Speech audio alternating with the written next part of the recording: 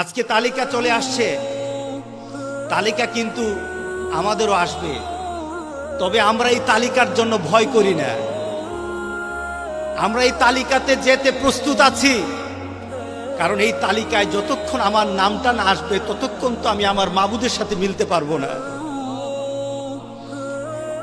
যতক্ষণ এই তালিকাতে আমার নামটা না চলে আসবে ততক্ষণ পর্যন্ত আমার নবীর সাথে আমার সম্পর্ক হবে না। হযরত বেলাল মৃত্যু শয্যায়, হযরত বেলাল মৃত্যু শয্যায়, উনার স্ত্রী কাঁদতে কাঁদতে বলতেছিলেন, ইয়া হুজনা, আরে কি চিন্তা, কি আমার উপর পেরেশানি চেপে বসছে, আমার উপর কি চিন্তা চেপে বসতেছে, আমার স্বামী মরে যায়, আমার স্বামী দুনিয়া থেকে চলে যায়, আমি কি পেরেশানির মধ্যে পড়ে যাচ্ছি। উনি কাঁদতেছিলেন আর বলতেছেন, ইয়া হুজনা, আহারে পেরেশানি পেরেশানি। হযরত বেলাল স্ত্রীকে ডেকে বললেন, বলো না ইয়া হুজনা, বলো ইয়া ফারহাতা, তুমি চিন্তার কথা বলো না, বরঞ্চ তুমি আমার মনের দিকে, আমার মনের কথা জেনে নাও, আমি কিন্তু চিন্তিত না, আমি আনন্দিত।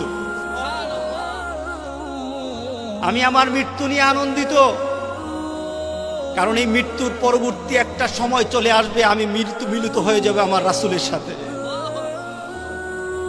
আমি আমার রাসূলের সাথে মিলিত হয়ে যাব। মৃত্যুর পরে আমি আমার রাসূলের সাথে মিলিত হয়ে যাব। মৃত্যুর পরে আমি মিলিত হয়ে যাব আমার সাথী যারা ছিল, আবু বকর ওমরের সাথে আমার মিলিত, আমি মিলে যাব।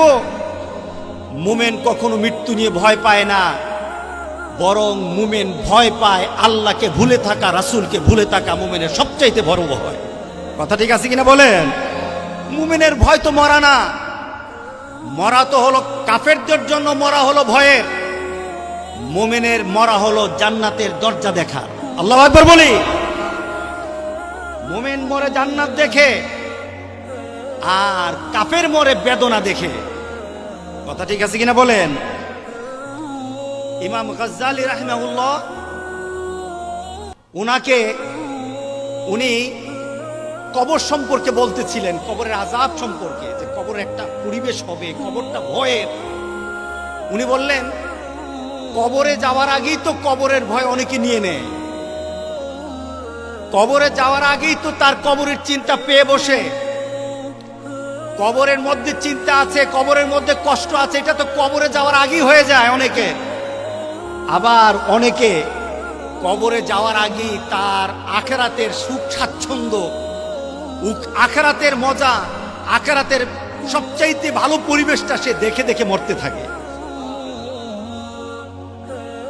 উনি বলতেছিলেন, একটা শব্দ আমাদের মধ্যে একটা বহুল পরিচিত আছে, আমরা জানি কবরে গেলে আমাদের কষ্ট হয়, কবরে যাওয়াটা কষ্টের হয়ে যায়।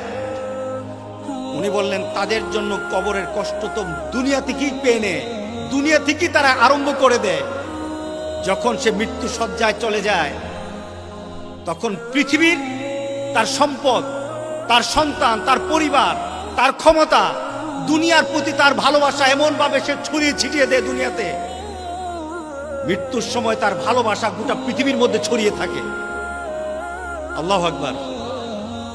গোটা পৃথিবীর মধ্যে তার ভালোবাসা ছড়িয়ে থাকে। তার ভালোবাসা চলে যায় তার বাড়ির মধ্যে, তার ভালোবাসা চলে যায় তার ব্যবসার মধ্যে, তার ভালোবাসা চলে যায় মানুষের কাছে, তার ভালোবাসা চলে যায় তার দুনিয়ার সম্পদের সাথে। দুনিয়া থেকে যখন চলে যায়, ভালোবাসা তো তার সম্পদের সাথে ফিট হয়ে আছে, পারে নাই।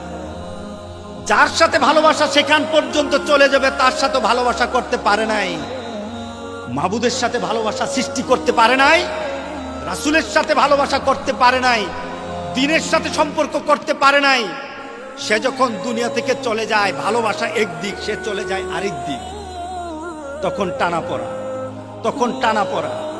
তখন তার ভালোবাসার দিকে তার দৃষ্টি পড়তে থাকে, তার বাড়ির দিকে পড়ে, তার সন্তানের দিকে পড়ে, তার স্ত্রীর দিকে পড়ে, তার পরিবার পরিজনের দিকে তাকে পড়ে, তার কর্মীদের দিকে পড়ে, তার মুরিদের দিকে পড়ে।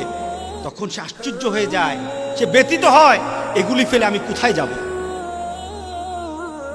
এগুলি ফেলে কোথায় যাব। তখন তার মধ্যে একটা যন্ত্রণা আরম্ভ হয়ে যায়।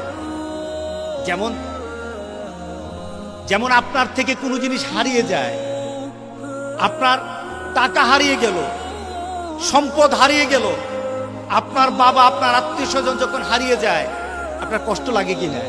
টাকা হারালে কষ্ট লাগে না?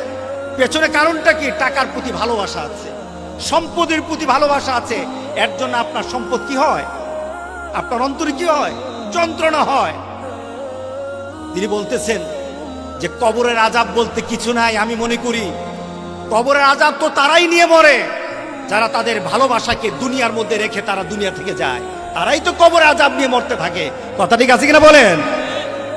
আর যারা মাবুদের ভালোবাসা নিতে নিতে মরে, যারা মাবুদের ভালোবাসা, রাসূলের ভালোবাসা, দ্বীনের ভালোবাসা নিয়ে তারা দুনিয়া থেকে যায়, তারা তো সম্পদের দিকে তাকায় না, তারা তো মাবুদের দিকে তাকায়। তারা তো মরার আগেই দেখে নেয় আমার জান্নাতটা তো আমার সামনে ঝুলছে। আল্লাহু আকবার।